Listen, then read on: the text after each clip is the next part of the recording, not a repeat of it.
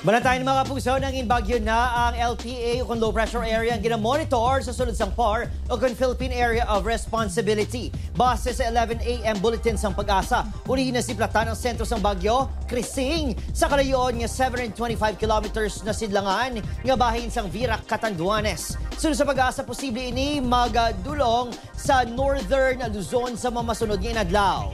May chance ini nga maglandfall sa Babuyan Island sa pang posible man sa mainland Cagayan kung magnubo ang direksyon sini. Posible nga may pagbago gani magtutok lang sa updates. Magluwas epekto sa Bagyo Crising, padayon man nga nag-apekto ang habagat sa ibang pangabahin sa Pilipinas. Base naman sa datos sa Metro Weather, may chance sa pagulan sa Western Visayas sa Negros Island region. Mabaskog ang ulan sa pinakalugar gani kapuso manginhanda sa posibilidad sa baha di gani landslide.